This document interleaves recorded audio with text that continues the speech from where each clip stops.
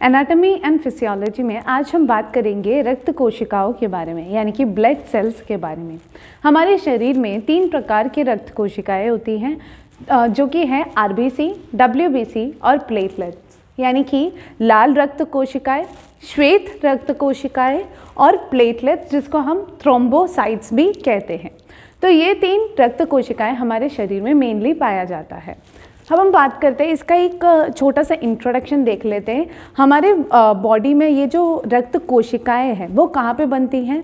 वो बनती हैं मज्जा में, यानी कि हमारे जो बोन्स होते हैं, बोन्स के अंदर रहती है मज्जा, और उस मज्जे में बनते हैं रक्त के जो भी सेल्स होते हैं, यानी कि ब्लड के जो सेल्स होते हैं वो सब बनते हैं मज्जा के मदद से। और जो प्रोसेस जिससे मज्जा में से रक्त कोशिकाएं बनती हैं, उस प्रोसेस को हम कहते हैं हीमोपोइसिस, यानी कि हीमोपोइसिस का मतलब है ऐसा एक प्रोसेस जिससे ब्लड सेल्स बना जाता है। ठीक है, उसके बाद हम बात करते हैं कि ब्लड सेल्स जो बनते हैं वो हमारे जन्म से लेके 5 वर्ष तक की जो आयु होती है, वहाँ पे हमारे शरीर में जितने भी बोन्स पाए जाते हैं, जितनी भी अस्थियाँ होती है, सब में से ब्लड सेल्स बनते हैं। उसके बाद 5 वर्ष से लेके 20 वर्ष तक की आयु में हमारे जो ब्लड सेल्स बनने का जो प्रोसेस है वो कम हो जाता है, धीरे धीरे कम होता है।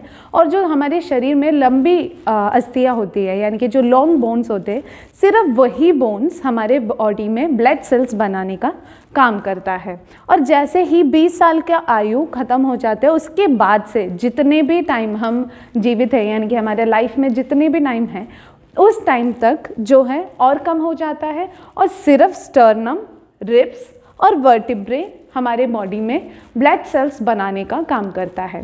स्टर्नम जो चेस्ट में स्टर्नम और रिब्स जो होते हैं, ये दोनों बोन्स हमारे चेस्ट वॉल को कवर करने का काम करता है, और जो वर्टिब्रे है उसको रीढ़ की हड्डी कहते हैं। तो ये तीनों बोन्स जो है, इसमें जो बोन मैरो यानी कि जो मज्जा पाया जाता है, उसका मदद से ब्लड सेल्स का फॉर्मेशन होता है। तो धीरे धीरे हम ये चीज़ देख सकते हैं, जब से जन्म होते हैं उसके बाद से जब हम बूढ़े हो जाते तब तक हमारे बॉडी में ब्लड की जो सेल्स होते हैं उसके बनने का जो प्रोसेस है वो धीरे धीरे कम होने लगता है। पहले सारे बोन्स ब्लड सेल्स को बनाते थे, धीरे धीरे सिर्फ लंबे बोन्स ही ब्लड सेल्स को बनाने लगे। उसके बाद से फिर क्या है, स्टर्नम, रिब्स और वर्टिब्रे, सिर्फ यही 3 बोन्स में जो बोन मैरो नहीं तो मज्जा हमें पाया जाता है, सिर्फ वहीं पे ही ब्लड सेल्स का फॉर्मेशन होने लगता है। ठीक है, आज हम बात करेंगे इसमें ये तीनों कोशिकाएं मैंने पहले बता दिया था। आज हम आरबीसी के बारे में बात करेंगे, यानी कि लाल रक्त कोशिकाओं के बारे में हम बात करेंगे।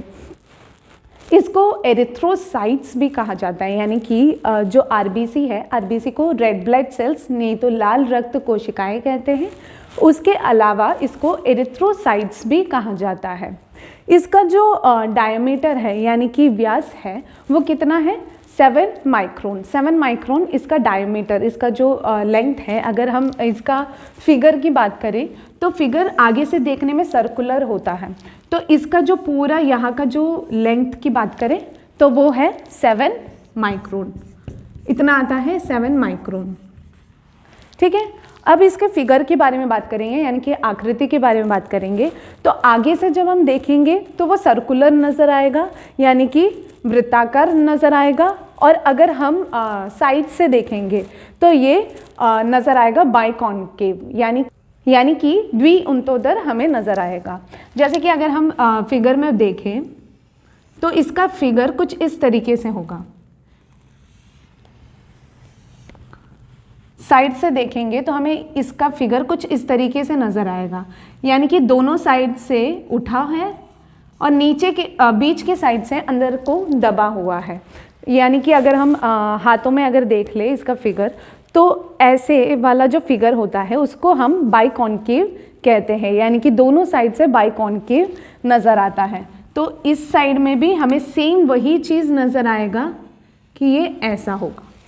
ठीक है, तो दोनों साइड से उठा हुआ है और बीच के साइड में ये अंदर को दबा हुआ है।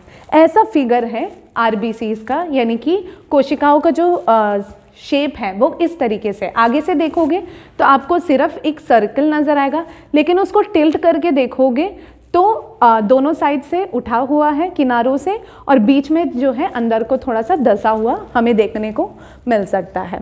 अब हम देख लेते हैं कि आरबीसीज जो होती हैं, यानी कि जो एरिथ्रोसाइट्स होते हैं, उसमें एक प्रोटीन पाया जाता है जिसका नाम है हीमोग्लोबिन। इस प्रोटीन का काम होता है, हमारे जो रक्त है, रक्त का रंग क्या होता है, लाल। तो वो जो लाल रंग हमारे रक्त को कौन देता है, वो हीमोग्लोबिन देता है। हीमोग्लोबिन के मदद से हमारे रक्त में लाल रंग नजर आता है। साथ ही साथ इसका एक और फंक्शन है कि हमारे फेफड़ों से, यानी कि लंग्स से ऑक्सीजन का ट्रांसपोर्टेशन होता है और वो हमारे ऑर्गन्स और टिश्यूज तक पहुंचती है, और वो जो ट्रांसपोर्टेशन होता है उसमें मदद भी हीमोग्लोबिन करता है। यानी कि एक तो रक्त को लाल रंग देता है, साथ ही साथ लंग्स में से ऑक्सीजन को लेकर ऑर्गन्स और टिश्यूज तक पहुंचाने का काम भी हीमोग्लोबिन करता है। अब हम बात करते हैं कि इसका जीवन काल कितना होता है, यानी कि लाइफ स्पैन कितना होता है।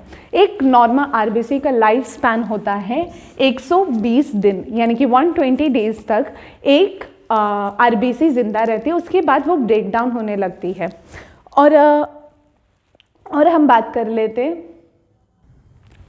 कर लेते कि एरिथ्रोपॉइसिस क्या होता है। एरिथ्रोपॉइसिस एक ऐसा प्रोसेस होता है जिससे एरिथ्रोसाइट्स बनते हैं, यानी कि आरबीसीज जो लाल रक्त कोशिकाएं होती हैं उनके बनने की जो प्रोसेस होता है उसको हम एरिथ्रोपॉइसिस कहते हैं। ये 7 दिनों तक रहती है, यानी कि 7 दिनों तक एरिथ्रोपॉइसिस का प्रोसेस रहता है। 7 दिनों में एक आरबीसी बनता है और उसके बाद आरबीसी का लाइफ स्पैन होता है 120 दिनों तक। तो एरिथ्रोपॉइसिस के प्रोसेस से आरबीसी बनता है, लेकिन इसमें एक हार्मोन हेल्प करता है जिसका नाम है एरिथ्रोपोइटिन, यानी कि एरिथ्रोपोइटिन हार्मोन के मदद से आरबीसीज बनते हैं। एरिथ्रोपोइटिन रिलीज होता है किडनी से और ये आरबीसी के बनने में मदद करती है। जब हमारे बॉडी में आरबीसीज का कमी हो जाता है, यानी कि लाल रक्त कोशिकाएं कम हो जाती है, तो उस कंडीशन को हम अनीमिया कहते हैं। तो ये था आज का टॉपिक जिसमें हमने रक्त कोशिकाओं के बारे में बात किया है, जिसके अंदर हमने डिटेल में पढ़ा है लाल रक्त कोशिकाओं के बारे में। आई होप ये टॉपिक आपको समझ में आया होगा। इस टॉपिक से रिगार्डिंग अगर आपको कोई भी डाउट है या कोई चीज़ आपको पूछनी है तो आप पूछ सकते हो। Thank you.